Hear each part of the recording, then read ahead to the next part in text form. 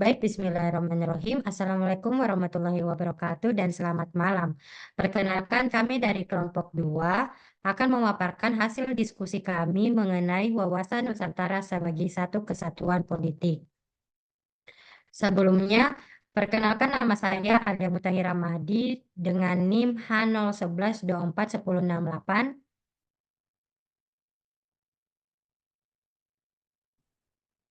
Perkenalkan saya Alia Zahara dengan NIM H011241083.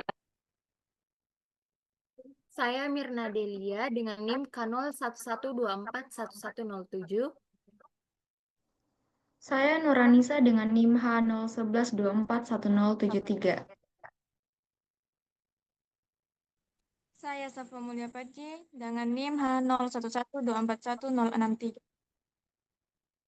Baiklah, langsung saja. Materi pertama akan dibacakan oleh Alia Zahara. Kepadanya saya persilahkan. Baik, di sini saya akan menjelaskan konsep wawasan Nusantara sebagai satu kesatuan politik. Di sini kita akan membahas dua bagian, yaitu tujuan. Yaitu ada pun definisinya dari wawasan Nusantara ialah pandangan kolektif bangsa Indonesia terhadap diri dan lingkungannya, berlandaskan prinsip kesatuan dalam keberagaman. Konsep ini menekankan bahwa dari Sabang sampai Merauke, semua wilayah memiliki peran dan status yang setara dalam sistem negara kesatuan Indonesia. Adapun tujuan utama dari wawasan Nusantara yaitu menciptakan stabilitas politik, menghindari disintegrasi, serta memastikan keadilan sosial bagi seluruh rakyat Indonesia. Baik, saya kembalikan kepada moderator. Baik, terima kasih. Materi selanjutnya akan dibacakan oleh saya sendiri. Realita dan masalah dalam implementasi wawasan Nusantara. Implementasi wawasan Nusantara sebagai satu kesatuan politik tidak lepas dari berbagai tantangan. Berikut ini beberapa masalah utama yang dihadapi. Yang pertama, ketimpangan pembangunan antara pusat dan daerah. Ketimpangan pembangunan antara wilayah barat dan timur Indonesia menunjukkan kesenjangan yang signifikan, infrastruktur yang terbatas, rendahnya akses pendidikan dan kesehatan, serta minimnya investasi di luar Pulau Jawa menghambat pembangunan di daerah-daerah. Alokasi dana yang lebih besar untuk wilayah maju menyebabkan kesulitan dalam mewujudkan keadilan pembangunan. Yang kedua, tantangan sentralisasi versus desentralisasi. Hubungan antara pusat dan daerah dalam kerangka sentralisasi dan desentralisasi memunculkan dilema. Sentralisasi menjaga kohesi nasional, tetapi mengurangi ruang bagi daerah untuk memenuhi kebutuhan lokal. Di sisi lain, desentralisasi memberi wewenang kepada daerah untuk mengelola urusannya, namun seringkali tidak selaras dengan tujuan nasional dan dapat memperburuk ketimpangan antar daerah. Materi selanjutnya akan dilanjutkan oleh Mirna. Kepadanya saya persilahkan. Masalah yang ketiga ialah isu separatisme dan konflik daerah. Seperti yang kita ketahui, separatisme adalah suatu gerakan untuk mendapatkan kedaulatan dan memisahkan suatu wilayah atau kelompok dari satu sama lain. Yang dimana kita di sini mengambil contoh Papua yang menjadi tantangan serius untuk menjaga kesatuan bangsa. Ketimpangan pembangunan, perbedaan identitas, dan kepentingan lokal yang berbeda dengan kepentingan nasional seringkali memicu konflik. Upaya internasionalisasi isu Papua dan advokasi hak penentuan nasib sendiri semakin mempersulit situasi, dan kebijakan otonomi khusus juga menghadapi kesulitan implementasi. Masalah yang keempat ialah kesenjangan sosial dan ekonomi. Kesenjangan sosial dan ekonomi antara pusat dan daerah merupakan kendala dalam mencapai keadilan sosial. Masyarakat di daerah terpencil masih terbatas aksesnya terhadap layanan dasar, seperti pendidikan, kesehatan, dan infrastruktur. Kondisi ini menimbulkan ketidakpuasan sosial yang menghambat semangat persatuan dan berpotensi juga untuk memicu konflik. Masalah yang terakhir ialah kurangnya pemahaman masyarakat terhadap wawasan Nusantara. Rendahnya pemahaman masyarakat terhadap wawasan Nusantara ini menjadi hambatan dalam penerapannya. Kurikulum pendidikan yang minim mengulas wawasan Nusantara dan pengaruh globalisasi membuat nilai-nilai nasional seringkali tenggelam. Akibatnya, masyarakat sulit menginternalisasi pentingnya kesatuan dan persatuan dalam NKRI. Sekian dari saya kembalikan kepada moderator. Baik, terima kasih. Materi selanjutnya akan dibacakan oleh Nuranisa. Kepadanya saya persilakan.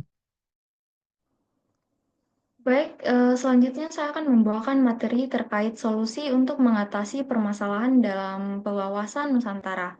Nah, untuk mengatasi berbagai tantangan yang telah disebutkan tadi, ada beberapa langkah strategis yang perlu dilakukan.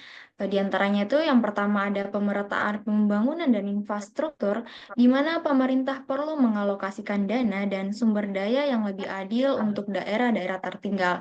Pembangunan infrastruktur dasar seperti transportasi dan energi di luar Jawa akan membantu mendorong pertumbuhan ekonomi lokal dan meningkatkan daya tarik investasi. Nah, dengan pemerataan pembangunan ini, daerah terpencil dapat lebih berdaya dan terintegrasi dalam pembangunan nasional. Selanjutnya, solusi kedua yaitu reformasi kebijakan sentralisasi dan desentralisasi.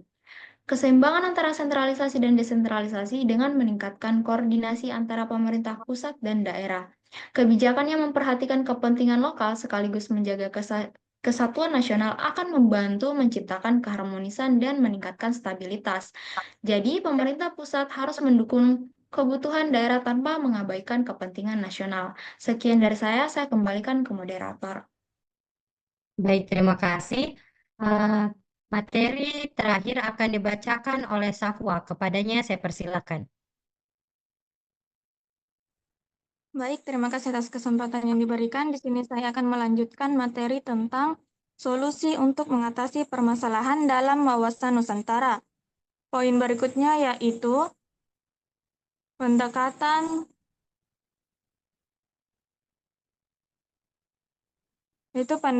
dialog dan diplomasi dalam mengatasi separatisme. Itu upaya separatisme harus melalui pendekatan ideologis dan kebijakan berbasis hak asasi manusia.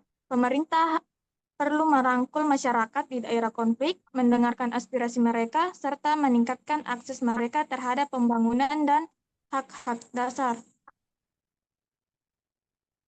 Diplomasi internasional yang proaktif juga diperlukan untuk mengimbangi kampanye separatis di forum global. Yang kedua yaitu penguatan pendidikan wawasan Nusantara, yaitu pendidikan tentang wawasan Nusantara perlu diperkuat di setiap jenjang sekolah. Pemahaman mengenai pentingnya kesatuan dan persatuan harus ditanamkan sejak dini untuk menumbuhkan nasionalisme dan kebanggaan terhadap NKRI. Pendidikan karakter dan nasionalisme diharapkan dapat membentuk masyarakat yang sadar akan pentingnya kesatuan politik Indonesia. Yang terakhir, peningkatan kesadaran publik melalui media. Media massa dan media sosial dapat digunakan untuk meningkatkan kesadaran publik mengenai wawasan Nusantara. Kampanye publik melalui berbagai media akan membantu masyarakat memahami pentingnya kesatuan nasional dan peran mereka dalam menjaga NKRI. Sekian dari saya kembalikan ke moderator. Baik, terima kasih. Itu adalah materi terakhir dari kami. Selanjutnya saya akan membacakan kesimpulan. Wawasan Nusantara sebagai satu kesatuan politik adalah konsep penting yang mendasari stabilitas nasional di tengah keberagaman Indonesia. Namun, realitas menunjukkan bahwa implementasinya masih menghadapi berbagai tantangan, termasuk ketimpangan pembangunan, dilema sentralisasi-desentralisasi, isu separatisme, dan kurangnya pemahaman masyarakat. Untuk memperkuat kesatuan nasional, pemerintah perlu melakukan pemerataan, pembangunan, reformasi kebijakan, serta menguatkan pendidikan dan kampanye publik tentang wawasan Nusantara.